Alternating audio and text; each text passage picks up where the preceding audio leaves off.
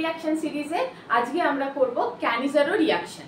Aldol condensation খুব ডিটেইলে করেছি, আর aldol Cannizzaro related যে 10টা ব্রেনস্টর্মিং কোয়েশ্চেন সেটা আমি আগে আপলোড করে দিয়েছি। আজকে আমরা ক্যানিজারো রিঅ্যাকশনটা করতে চলেছি, ঠিক আছে? তো ক্যানিজারো রিঅ্যাকশন কি? এটা it's a redox disproportionation reaction. কে করে? মানে স্টার্টিং ম্যাটেরিয়াল আমাদের কে? স্টার্টিং ম্যাটেরিয়াল হচ্ছে aldehyde without alpha hydrogen, without alpha hydrogen, যার কাছে আলফা হাইড্রোজেন নেই। আলফা হাইড্রোজেনের সম্বন্ধে ডিটেল আমি অ্যালডোল কন্ডেনসেশনে বলেছি, ঠিক আছে? প্রোডাক্ট কি হবে? যেহেতু রিঅ্যাকশনটা ডিসপ্রপোর্শনেশন, তাহলে একটা মলিকিউল অক্সিডাইজ হবে, একটা মলিকিউল রিডিউস হবে। তার মানে কি হবে না alcohol and salt of carboxylic acid, salt of carboxylic acid. বোঝা গেল ব্যাপারটা? ক্যাটালিস্ট কে ইউজ হবে না কনসেন্ট্রেটেড KOH और NaOH, মানে কনসেন্ট্রেটেড বেস ইউজ হবে। লেটস সে 50% এখানে নেওয়া হয়। এটা হলো মেন ব্যাপার ক্যানিজারো রিঅ্যাকশনের। তো in short, aldehydes without alpha hydrogen undergo disproportionation reaction in presence of a strong base to form the corresponding alcohol and the sodium salt of carboxylic acid. এটা হলো কাহিনী। তাহলে এবারে কে কে করতে পারে দেখা যাক। কে কে করতে পারে না, ধরো আমাদের কাছে অপশন কে আছে না বেনজাইলডিহাইড, যার কাছে কোনো আলফা হাইড্রোজেন নেই। তো আমি কি করছি, এখানে OH মাইনাস কনসেন্ট্রেটেড দুটো মলিকিউল নিতে হবে, ঠিক আছে? তো দুটো মলিকিউল আমি নিলাম, একটা কি হয়ে যাবে না রিডিউস হয়ে করেসপন্ডিং অ্যালকোহল, বেনজাইল অ্যালকোহল। আরেকটা মলিকিউল কি হবে না অক্সিডাইজ হয়ে corresponding salt of carboxylic acid. কেন কি আমি বেস নিয়েছি, মনে রাখো বেস নিয়েছি, তো এটা কিন্তু সল্টের ফর্মে থাকবে। এবার যদি তুমি এটাকে ফার্দার অ্যাসিডিফাই করো তবে এটা কিসে কনভার্ট হয়ে যাবে না করেসপন্ডিং কার্বক্সিলিক অ্যাসিড, ঠিক আছে? তো বেনজাইলডিহাইড কি তৈরি করবে? Benzyl alcohol and benzoic acid. আরেকটা দেখে নেওয়া যাক, ফর্মালডিহাইড। দেখো সবথেকে ছোট ভাই, এর কাছেও কিন্তু আলফা হাইড্রোজেন নেই। এ বেচারার কাছে তো আলফা কার্বনই নেই, তো হাইড্রোজেনও পাবে কোত্থেকে? এর কাছে তবু এখানে একটা আলফা কার্বন আছে, বাট এই কার্বনের কাছে কোনো হাইড্রোজেন নেই। তো I can write 1 alpha carbon 0 alpha hydrogen. এখানে কি লিখবো? 0 alpha carbon 0 alpha hydrogen. Done. তাহলে এর একটা মলিকিউল কি হবে না অক্সিডাইজ হয়ে কি হবে না corresponding salt of carboxylic acid. আরেকটা মলিকিউল কি হবে রিডিউস হয়ে কি হয়ে যাবে না করেসপন্ডিং মিথানল। এবার মনে রেখো এর কাছে কটা কার্বন? একটা। তো তোমার যে প্রোডাক্ট তৈরি হবে তাদের কাছেও কিন্তু একটা একটা করেই কার্বন থাকবে, মতলব কার্বনের সঙ্গে কিন্তু কিছু করো না, নাম্বার অফ কার্বন তোমার কিন্তু সেম রাখতে হবে এই ক্ষেত্রে ক্যানিজারো রিঅ্যাকশনে। বাট মনে রাখতে হবে this is a redox and disproportionation reaction. বোঝা গেল? এইবারে মেকানিজম থেকে আজকাল প্রচন্ড প্রশ্ন আসছে, তো মেকানিজম আমাদের একদম ডিটেল করতে হবে, ঠিক আছে? তো ডিটেল মেকানিজম শুরু করা যাক। Step 1, what is step 1? step 1 is nucleophilic atom. কোথায় অ্যাটাকটা হবে না এই ক্ষেত্রে যে OH মাইনাসটা আছে তার কাছে কোনো হাইড্রোজেন নেই ট্র্যাপ করার জন্য। সে কি করবে? ডেল পজিটিভ কার্বনে, এই কার্বনটা হচ্ছে আমার ডেল পজিটিভ, এই অক্সিজেনটা হচ্ছে আমার ডেল নেগেটিভ। তো এখানে গিয়ে সিধা হিট করবে, অক্সিজেনের একটা হাত যাবে এখানে খুলে, মানে কার্বনের একটা হাত খুলে অক্সিজেনের উপর চলে যাবে। বোঝা গেল? তো দিস ইজ স্টেপ 1। তো স্টেপ 1টাকে আমি কি বলবো? Nucleophilic attack of OH minus and carbonyl carbon.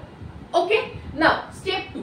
Step 2 কি হবে না স্টেপ 2 হবে hydride transfer, H minus transfer.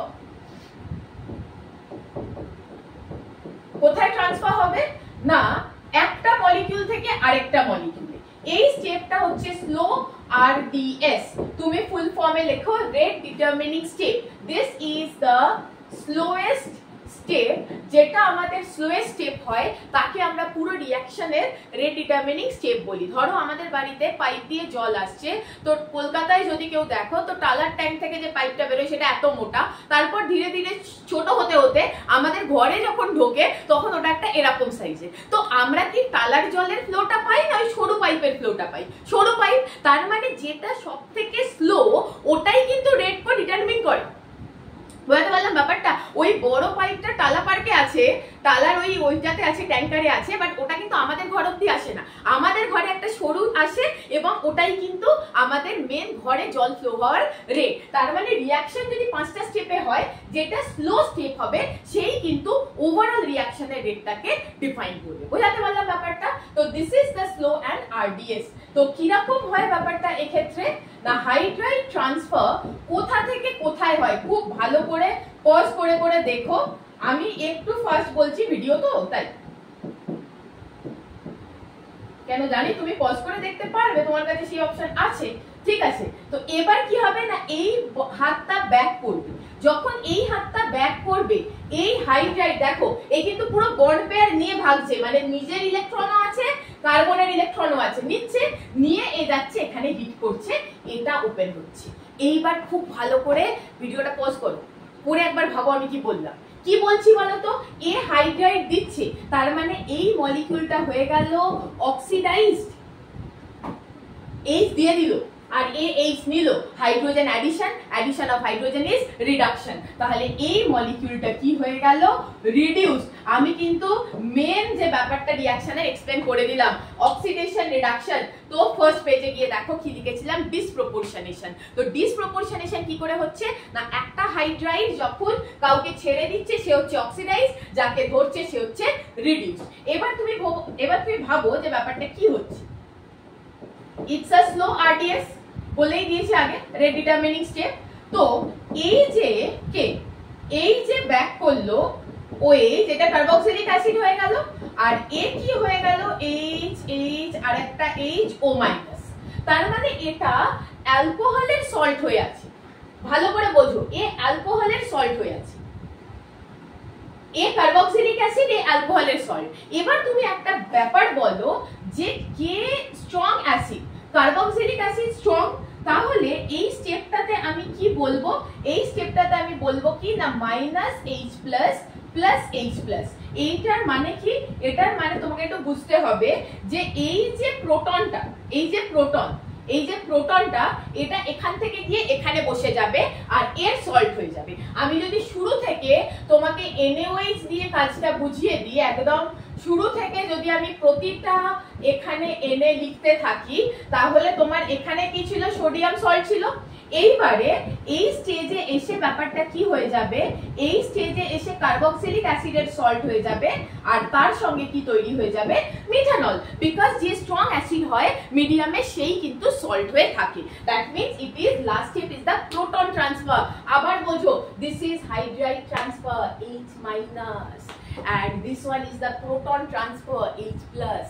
খুব ভালো করে টার্ম গুলো মনে রেখো, এক্সামে কিন্তু খুব খতরনাক বেসিক লেভেল থেকে আজকাল প্রশ্ন আসছে। ঠিক আছে, তো যাই হোক এই ব্যাপারটা আমি বোঝাতে পারলাম। স্টেপ 1 ইজ নিউক্লিওফিলিক অ্যাটম, আমার নোটে সব লেখা আছে, নোট আমি ডেসক্রিপশনে দিয়ে দেবো। ঠিক আছে, তো একদম ডিটেল এখানে কি হচ্ছে, nucleophilic atom, hydride transfer followed by proton transfer. This is the mechanism. ঠিক আছে, and disproportionation explained is in this point, one molecule oxidized, another molecule reduced. এবারে intramolecular mechanism কে করবে, কারা দেবে।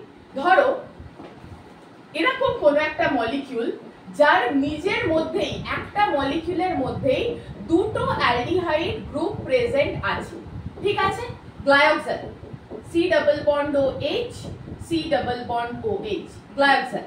তো এক্ষেত্রে দেখো আমাকে দুটো মলিকিউল নিতে হচ্ছে না, একজনের কাছেই কিন্তু দুটো aldehyde group available without alpha hydrogen. তো এরা নিজেদের মধ্যেই খেলে নেবে, বিকজ উই নো, স্টেটমেন্টটা লেখো, intramolecular reactions are favored than intermolecular reaction। Intra मतलब একই মলিকিউলের মধ্যে, इंटर मतलब দুটো মলিকিউলের মধ্যে। इंट्रा আর favored than inter.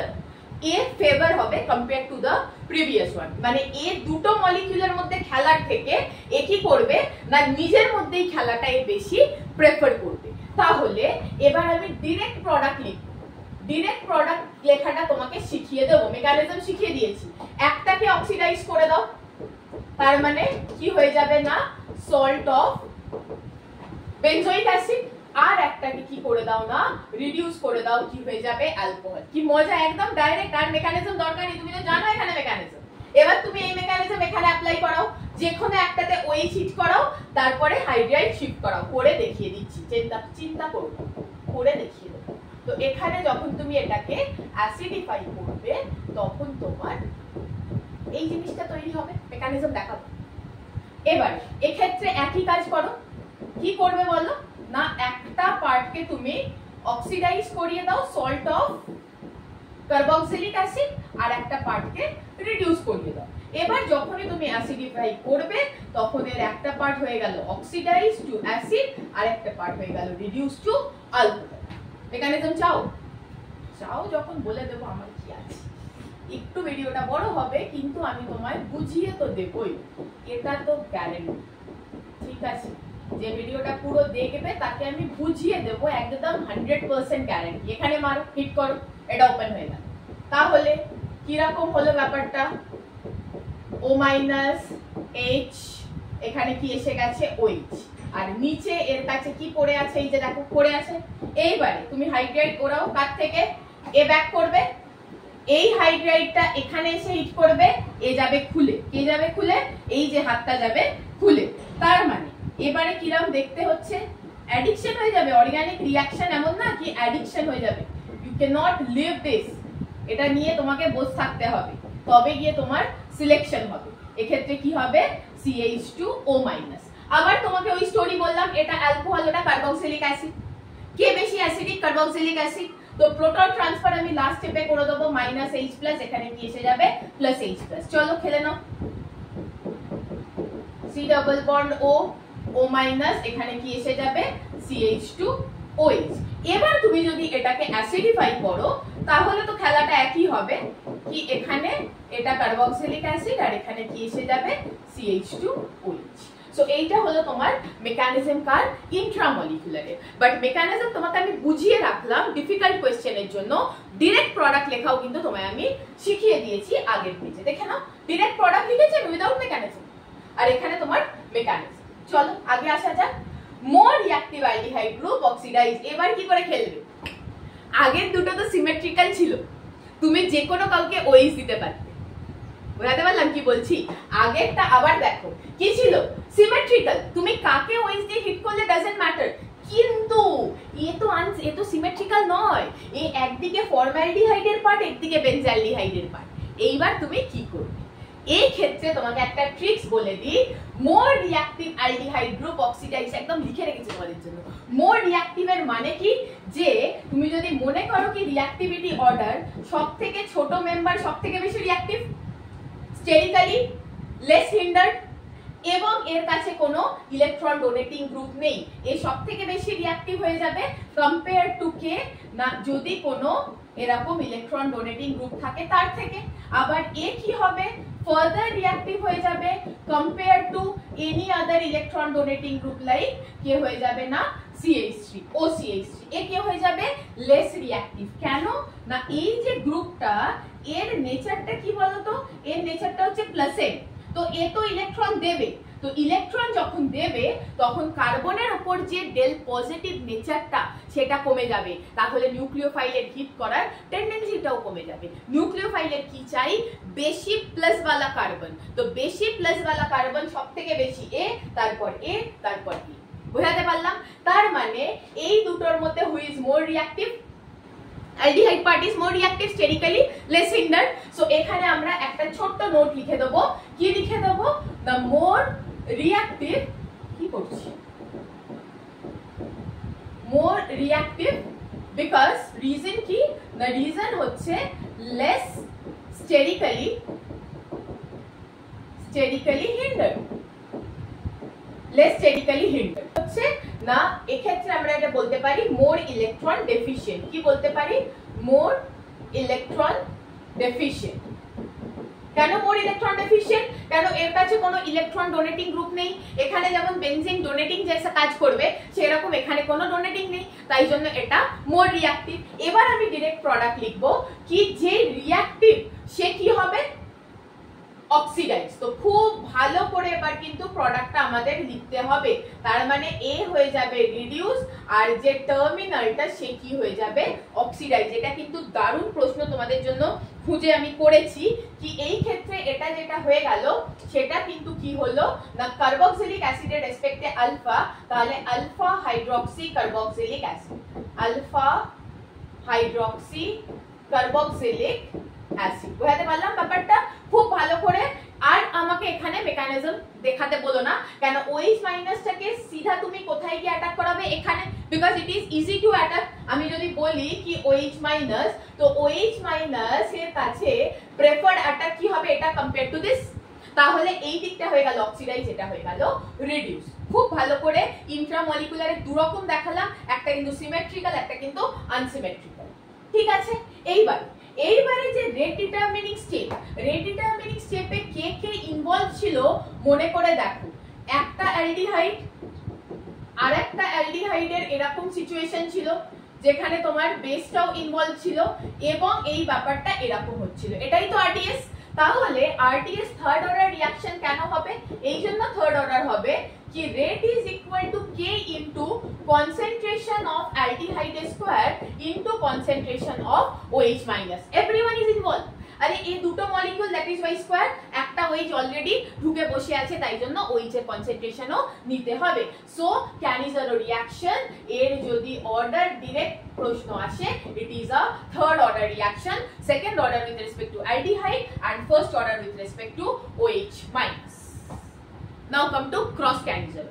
Cross canizaro কখন হবে একদম ডিটেইল, একদম ভালো করে পড়াবো তোমাদেরকে কি একটা নিয়ে নাও বেনজাইলডিহাইড আলাদা করে, আরেকটা নিয়ে নাও ফর্মালডিহাইড আলাদা করে। বুঝাতে পারলাম? ওই আগের কনসেপ্ট অ্যাপ্লাই করব, মোর রিঅ্যাক্টিভ অ্যালডিহাইড অক্সিডাইজ। তাহলে আর মেকানিজমে যাওয়ার দরকার নেই, 50% KOH কে অক্সিডাইজ হবে মোর রিঅ্যাক্টিভ। তার মানে এই যে ফর্মালডিহাইড এটা কিসে হবে না corresponding salt of carboxylic acid এবং এটা কিসে কনভার্ট হয়ে যাবে CH2OH ডাইরেক্ট প্রোডাক্ট। এবার যদি তুমি দেখে নাও কি সেকেন্ড স্টেপে অ্যাসিডিফিকেশন দেওয়া আছে তখন তুমি ডাইরেক্ট এটা কার্বক্সিলিক অ্যাসিড করে দেবে। সো সুপার ট্রিক্স কি দেখো, ট্রিক্স এখানে আমি লিখে দিয়েছি, oxidise the more reactive aldehyde, oxidise the more reactive aldehyde। ঠিক আছে, oxidise the more reactive aldehyde. তো তুমি যদি ওকে অক্সিডাইজ করাও অটোমেটিক্যালি আরেকটা মলিকিউল কি হবে না রিডিউস হয়ে যাবে। ঠিক আছে, চলো নেক্সট ইলেকট্রন ডোনেটিং গ্রুপ। এইবার এসো খেলাটা দেখবে কিরকম। ইলেকট্রন ডোনেটিং গ্রুপ কথাটার মানে হচ্ছে ধরো আমার এখানে একটা এরকম অ্যালডিহাইড গ্রুপ আছে আর এই দিকে এ খেলে বসে আছে এভাবে। ঠিক আছে, তো এক্ষেত্রে কি হবে নাইট্রোজেনের লোন পেয়ার এরকম ভাবে খেলবে, লম্বা একদম রেজোনেন্সে খেলবে, এরকম ভাবে রেজোনেন্সে খেলবে। তো রেজোনেন্স স্ট্রাকচার যেটা সেটা কিরকম দেখতে হয়ে যাবে খুব ভালো করে বোঝো। রেজোনেন্স স্ট্রাকচারটা কিন্তু তোমার এরকম হয়ে যাবে, N double bond N Me Me এবং এখানে কি হয়ে যাবে ডাবল বন্ড C, এখানে কি হয়ে যাবে O H। প্রতিটা অ্যারোকে ফলো করো, আমি প্রতিটা অ্যারো ঘুরিয়ে জাস্ট বন্ডগুলোকে শিফট করিয়েছি। ঠিক আছে, তো এই ক্ষেত্রে দেখো এই যে কার্বন এক তো স্টেরিক্যালি হিন্ডার্ড, সেকেন্ড এর কাছে কি হলো না এটাকে আমি ইলেকট্রন ডোনেটিং গ্রুপ হিসেবে কনসিডার করব EDG। তো ইলেকট্রন ডোনেটিং গ্রুপ করবে কি কার্বনের উপর ইলেকট্রন ডেনসিটি বাড়িয়ে দেবে। তো যদি কার্বনের উপর ইলেকট্রন ডেনসিটি বেড়ে যায় তো এই যে OH মাইনাস নিউক্লিওফাইলে কি করে কি অ্যাটাক করবে, ইটস নট পসিবল, তাই জন্য রিঅ্যাকশন হবে না।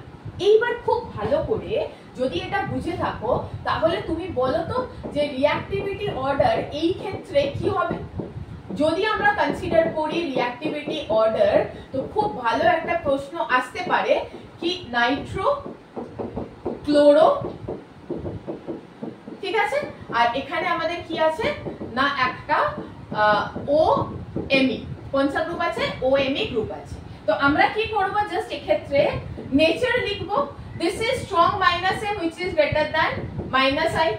Minus I is greater than plus m. Here plus m is greater than minus I. तो যত বেশি electron donating group decreases rate of reaction. Electron donating group decreases rate of reaction. তো এর মধ্যে withdrawing কে আমি যদি নাম্বার করে দিই তো এই ক্ষেত্রে আমার রেট অফ রিঅ্যাকশনের অর্ডারটা কি হবে বলো? সবথেকে বেশি কে খেলবে? Electron withdrawing. ডোনেটিং ডিক্রিজ করছে, তাহলে উইথড্রয়িং কি করবে? ইনক্রিজ। সিম্পল। তো সবথেকে বেশি রেট কার হবে? 2। তারপর কি হচ্ছে? This is also withdrawing but minus I, তার মানে কি হবে? 3।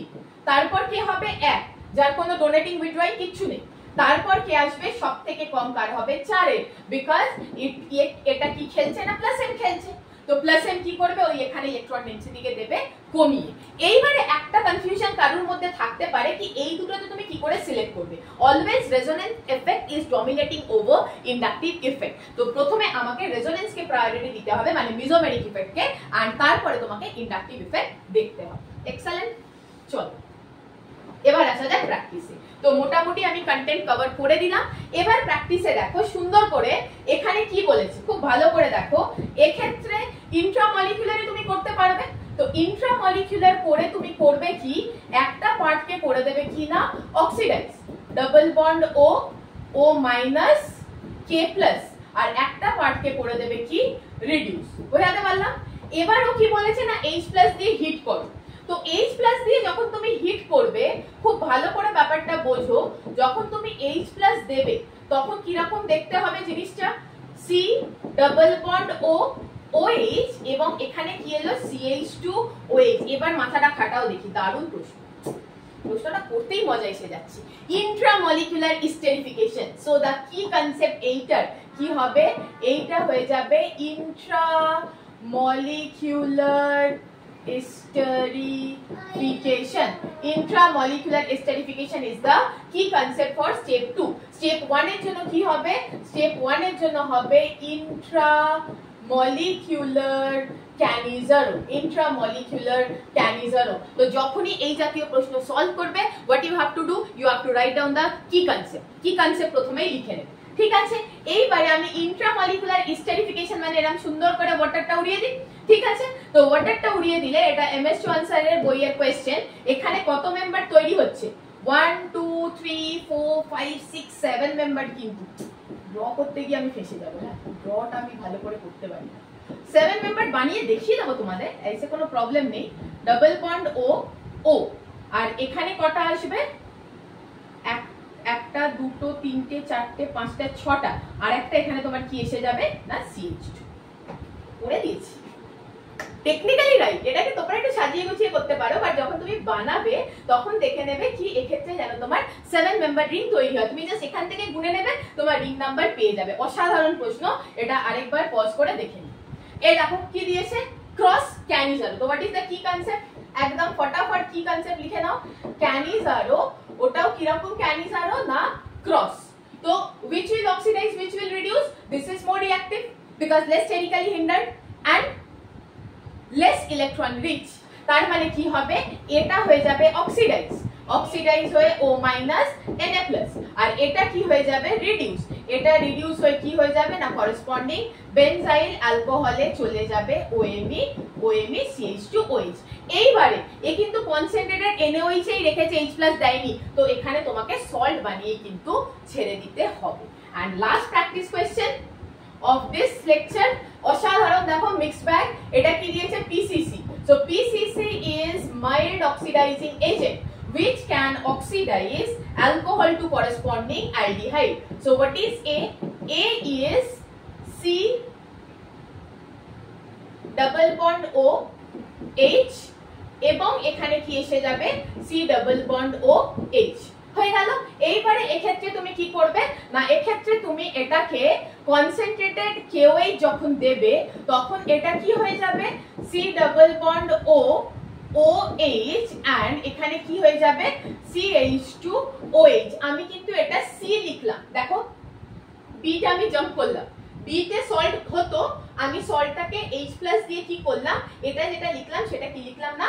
C লিখলাম। এইবারে কি বলছে না এক মলিকিউল অফ ওয়াটার বের করে দাও, তো বের করে দাও।